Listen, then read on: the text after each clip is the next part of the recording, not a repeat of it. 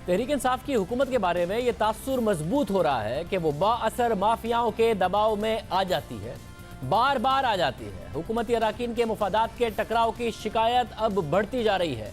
हुकूमत मुश्किल फैसला लेती है मगर उस पर ज्यादा देर डटी नहीं रहती। फैसला वापस हो जाता है, फैसला वापस करा लिया जाता है। वो फैसले जो मुल्क के लिए बेहतर होते हैं मगर माफिया के खिलाफ होते हैं। हुकूमत इन फैसलों पर ज्यादा देर कायम नहीं रह पाती। ये मामला तंबाकू पर टैक्स का है। इस पूरे मामले पर बात करने से पहले आपको सुनवाते हैं कि वज़ीर आज़म इमरान खान ने जब टैक्स कल्चर के फरोग की बात की तो उन्होंने एक इंडस्ट्री की मिसाल दी। ये कह रहे थे इमरान खान, क्या कह रहे थे वज़ीर आज़म इमरान खान, सुन लीजिए। दो टबैको की कंपनीज 98% टैक्स देती हैं लेकिन उनका मार्केट शेयर 60% है, तो 40% जो बाकी टबैको प्रोड्यूस कर रहे हैं वो सिर्फ 2% टैक्स देते हैं। तो ये जो और यही पर बूट्स का मुझे बता रहे थे, जूतों के अंदर वहाँ भी कोई इसी तरह का सिलसिला है कि वो 2 कंपनीज है जूतों की जो ज़्यादा सारा टैक्स देती है, बाकी जूते बनाते हैं वो टैक्स ही नहीं देते। तो इससे तो ये इनफॉर्मल इकोनॉमी से ये तो डी इंडस्ट्रियलाइजेशन की तरफ हम जा रहे हैं। लोग तो इंडस्ट्रियलाइज ही नहीं करेंगे अगर उनको पता चले कि अब वो कैसे मुकाबला करें। एक तरफ टैक्स दे रहा है, दूसरी तरफ टैक्स बचा रहा है, कैसे मुकाबला करेंगे? ये हमारा असल में ये हमारी फ्यूचर इफेक्ट हो रही है। वज़ीर आज़म इमरान खान ने खुद सिगरेट सेक्टर की मिसाल दी जहां पर 2 कंपनियां 65% सिगरेट बना रही हैं मगर 90% से ज़्यादा टैक्स देती हैं। तो फिर बाकी 35% से ज़ायद सिगरेट तैयार करने वाली कंपनियां 35% ही टैक्स क्यों नहीं देती? हालांकि अगर हुकूमत चाहे तो ये कंपनियां 35 अरब रुपए तक का टैक्स दे सकती हैं मगर उनसे टैक्स नहीं लिया जाता। पहले से टैक्स देने वाली 2 कंपनियों पर मजीद टैक्स का बोझ बढ़ा दिया जाता है। द न्यूज़ में आज मेहताब हैदर की खबर शाया हुई है जिसके मुताबिक FBI ने सिगरेट इंडस्ट्री से 150 अरब रुपए टैक्स लेने का फैसला किया है। गुज़िश्ता माली साल में सिगरेट इंडस्ट्री से 110 अरब रुपए का टैक्स मिला था। अब उनसे 150 अरब रुपए टैक्स लिया जाएगा जिसमें सिर्फ 10 अरब रुपए यानी 6% से गैर कानूनी सिगरेट बनाने वाली कंपनियों से लिया जाएगा, जबकि बाकी 140 अरब रुपए उन्हीं 2 कंपनियों से लिया जाएगा जिसकी वज़ीर आज़म मिसाल दे रहे थे। इस हवाले से FBI का कहना है कि कानूनी तौर पर सिगरेट बनाने वाली कंपनियों ने सिगरेट की कीमतों में इजाफा कर दिया है, इसलिए यह हदफ हासिल कर लिया जाएगा, आसानी से हासिल कर लिया जाएगा। मुल्क में सिगरेट तैयार करने वाली दर्जनों कंपनियां हैं मगर उनमें कुछ कानूनी तरीके से काम कर रही हैं, कुछ गैर कानूनी तरीके से काम करती हैं। कानूनी तौर पर सिगरेट तैयार करने वाली कंपनियां अपना काम कायदे और कानून के मुताबिक करती हैं, हुकूमत को टैक्स देती हैं, जिसका वज़ीर आज़म भी जिक्र कर रहे थे। एक अंदाजे के मुताबिक मुल्क में तंबाकू की पैदावार 70 मिलियन टन है, उसमें से 43 मिलियन टन फॉर्मल सेक्टर खरीदता है। तो सवाल उठता है कि बाकी 27 मिलियन टन कहाँ जाता है?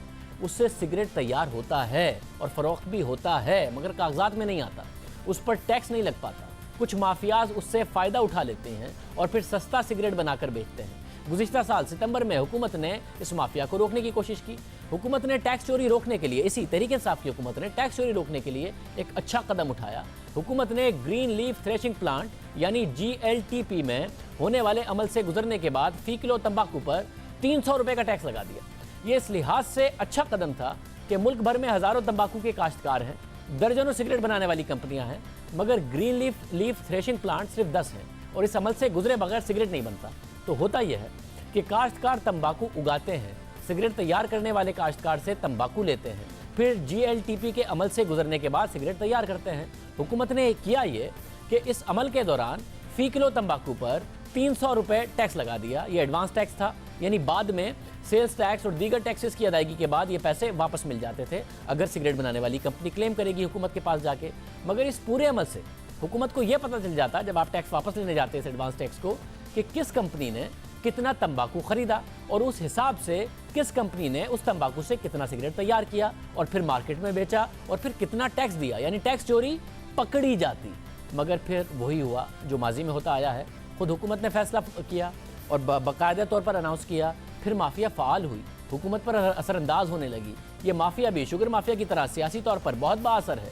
इसमें कई बड़े बड़े सियासतदान हैं जिनमें अक्सर का ताल्लुक तहरीक इंसाफ से है। कौमी असम्बली में भी तहरीक इंसाफ की नुमाइंदगी करते हैं, खैबर पख्तूनख्वा हुकूमत में भी उसका हिस्सा है। इन सियासतदानों ने अपना सियासी असर इस्तेमाल किया। स्पीकर कौमी असम्बली असद कैसर ने खुसूसी कमेटी बनाई और इस कमेटी के इजलास में खैबर पख्तूनख्वा से ताल्लुक़ रखने वाले अरकान कौमी असम्बली और सूबाई असम्बली शरीक हुए। सूबाई वुज़रा आए, यानी कि कॉन्फ्लिक्ट ऑफ इंटरेस्ट की ये आला मिसाल है कि सूबाई वज़रा और अरकान असेंबली और स्पीकर साहब बाकायदा तौर पर ये कहने लगे कि ये टैक्स जो है ये किसान के साथ जाती है। इन सब ने मुल्क को मिलकर FBR पर दबाव डाला कि वो ये टैक्स वापस ले लें। ये खबरें सामने आई कि स्पीकर कौमी असेंबली इस टैक्स की वापसी के लिए FBR पर दबाव डाल रहे हैं। तो हमने चेयरमैन FBR शब्बर जदीद से इस हवाले से बात की थी, तो उन्होंने इस तासुर की नफ़ी की थी और कहा था कि दबाव नहीं लिया जाएगा। हम ट्रैक एंड ट्रेस सिस्टम जो कि हमारा बुनियादी जरिया होगा सिगरेट की इलिसिट ट्रेड को रोकने के लिए, उस पर काम कर रहे हैं। ऑब्वियसली आपकी बात दुरुस्त है कि प्रेशर आता है, बातचीत होती है, लोग अपना पॉइंट ऑफ व्यू प्रेजेंट करते हैं, मगर अभी तक जो आपको नजर आ रहा होगा कि हमने कोई प्रेशर नहीं दिया है। और इसकी बुनियादी वजह यह है कि वज़ीर आज़म साहब और वज़ीर खाना साहब की मेरी पूरी सपोर्ट हासिल है, और हमें हमारे रज़ा साहब की, और वो उन्होंने तमाम मुझे ये कहा है कि जहाँ तक आप समझें वो जो चीज़ सही है वो उसको करें, और कोई जो मुनासिब है जो सही है उसको अमल दरामद करें, और जो बेहतर है वो पाकिस्तान के लिए करें। स्पीकर ने कोई दबाव नहीं डाला। उन्होंने एक बड़ी वाज़ेह बात की थी कि हमारा एक टोबैको टैक्स होता है, जो फार्मर जो अपनी टोबैको प्रोसेस कराता है तो वो टैक्स देता है, तो उसको लगता है, मगर वो टैक्स एक्चुअली मैन्युफैक्चरर देता है। तो उनका ये ख्याल था कि अगर ये टैक्स को लगाया गया या बढ़ाया गया या रखा गया तो फार्मर को, जो बेसिकली गरीब लोग हैं, उनको अफेक्ट पड़ेगा। इससे मीटिंग हुई थी, स्पीकर साहब ने अरेंज की थी, मैंने अटेंड किया। मैंने उनको समझाया कि सर इसमें हमने लॉ तब्दील कर दिया है, और लॉ में हमने ये वाज़ेह तौर पर लिख दिया है कि ये किसी भी हाल में ये टैक्स जो होगा मैन्युफैक्चरर ऑफ सिगरेट देगा, और फार्मर को किसी हाल में भी टैक्स ट्रांसफर नहीं होगा। ये बात हमने वाज़ेह तौर पर कानून में लिख दी है, सर्कुलर में नहीं बल्कि कानून में लिख दी है कि ये टैक्स टोबैको टैक्स है, ये बियर करेगा मैन्युफैक्चरर और ये फार्मर बियर नहीं करेगा। ये मीटिंग मेरी हुई थी, हमारी एसएसजी स्पीकर की सदारत में तमाम लोग मौजूद थे, और ये बात वहाँ एग्री हो गई थी। ये बात अग्री हो गई थी, मगर उसके बावजूद भी माफिया हावी आ गया। सिगरेट बनाने वाली माफिया ने तासुर देने की कोशिश की कि एक टैक्स काश्तकारों पर लगा हुआ है। हालांकि बजट डॉक्यूमेंट में लिखवा दिया गया था, डॉक्यूमेंट में लिखा था कि ये काश्तकारों पर नहीं है बल्कि सिगरेट बनाने वाली कंपनियों पर है। और फिर वही हुआ जिसका डर था, ये टैक्स वापस हो गया। जिस हुकूमत ने लगाया उसी ने इसको वापस कर दिया।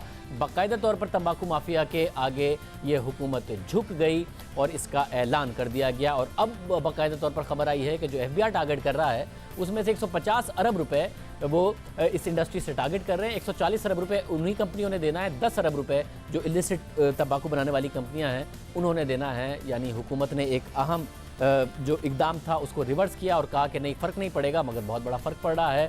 हमारे साथ मेहताब हैदर साहब मौजूद हैं। मेहताब हैदर साहब, बहुत शुक्रिया, आपने इस स्टोरी पर तफसील से काम किया है, बारहा करते रहे, फिर खबर आई। तो ये माना जाए कि जो ये टैक्स रिवर्स किया गया था, एडवांस टैक्स, उसके बाद जो इलिसिट ट्रेड है वो और जो सिगरेट्स हैं उन पर कोई ज़्यादा फ़र्क नहीं पड़ा, और हुकूमत अब ज़्यादा टारगेट उन्हीं से कर रही है जो फॉर्मल सेक्टर में सिगरेट बनाती हैं।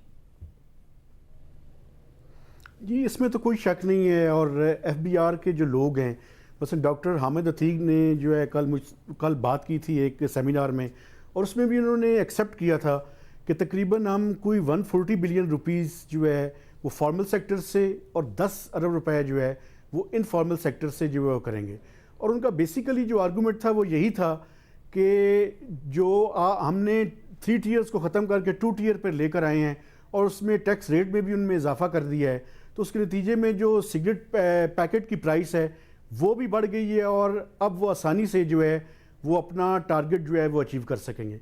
लेकिन एक बात मैं यहाँ पे कहना चाहूँगा सर, आपने जो बिल्कुल इसका पर्सपेक्टिव बताया वो बिल्कुल ठीक है, लेकिन मैं हैरान हूँ इस बात पे कि FBR 150 अरब रुपए जो है वो इस सेक्टर से लेने की कोशिश कर रहा है, लेकिन FBR ने अपने तौर पे कोई इंडिपेंडेंट इसके ऊपर रिसर्च नहीं की हुई, कोई अपनी स्टडी नहीं करवाई हुई, जिसके नतीजे में जो है वो ये पता चल सके कि इनफॉर्मल सेक्टर का जो है वो इसमें कितना शेयर है। मसलन प्राइम मिनिस्टर का आपने बताया, प्राइम मिनिस्टर कह रहे थे कि 40% उनका शेयर है। कल FBR के लोग ये कह रहे थे कि 15 to 17% है। ये डिटरमिन कैसे होगा कि ये शेयर कितना है? चूँकि इसी की बुनियाद पे ये ना हो कि आप फॉर्मल सेक्टर पे टैक्स बढ़ाएं तो उसके नतीजे में ये हो कि इनफॉर्मल सेक्टर का शेयर जो है वो बढ़ जाए, इसी चीज़ का ख़तरा है। लेकिन FBR के पास अपनी कोई स्टडी नहीं है। अभी सुनने में ये आ रहा है कि एक स्टडी हो रही है, लेकिन अभी तक उसकी फाइंडिंग्स जो हैं वो सामने नहीं आई। तो इतने बड़े सेक्टर से और इतने बड़े टैक्सेस जब आप वसूल कर रहे हैं तो आप बेसिकली एक तरफ आप कहते हैं कि इनफॉर्मल सेक्टर का शेयर जो है वो 10 to 15% है या 17% है, और प्राइम मिनिस्टर जो है उसको 40% करार दे रहे हैं। तो ये मैं समझता हूँ ये चीज़ें ऐसी हैं जिनके बारे में जो है वो एक क्लियर कट पता चलना चाहिए, और इसी के बाद ही कोई इन्फॉर्म डिसीजन जो है वो किया जा सकेगा। बहुत शुक्रिया मेहताब अजहर साहब, तफसीलात बता रहे थे। अब मुल्क में 70 मिलियन अगर तंबाकू पैदा होता है, 43 मिलियन टन अगर फॉर्मल सेक्टर इस्तेमाल करता है, और 27 मिलियन टन अगर इस्तेमाल किया जाता है दूसरे सेक्टर की तरफ से जो टैक्स उस तरीके से पे नहीं करता, तो वज़ीर आज़म फिर दुरुस्त कह रहे थे FBI क्यों कम नंबर बता रहा है, कैसे दबाव बढ़ गया, कैसे माफिया के प्रेशर में आ गए। तहरीक इंसाफ पर बार बार ये इल्ज़ाम लग रहा है कि माफियाएँ फ़ायदा उठा लेती हैं। प्रोग्राम में एक ब्रेक शामिल करते हैं। मारूफ सनतकारों की बार बार मुलाकातें वज़ीर आज़म से हो रही हैं, किस हद तक मुतमईन हुए हैं, किस हद तक मईशत में अब सरमायाकारी होगी और हालात बेहतर होंगे। बात करेंगे सरमायाकारों से जो वज़ीर आज़म से हालिया तौर पर मिले। मुझे तो आप जानते ही होंगे, मेरा नाम है मिस्टर जीन। अरे अभी तक आपने जियो न्यूज का पेज लाइक नहीं किया? अरे भाई फौरन लाइक के बटन पर क्लिक करें और फॉलोइंग के मेन्यू में सी फर्स्ट पर क्लिक करना ना भूलें, ताकि आप जब भी फेसबुक पर लॉगिन करें तो जियो न्यूज हमेशा की तरह सबसे पहले न्यूज पहुंचाकर आपको बाखबर कर सके।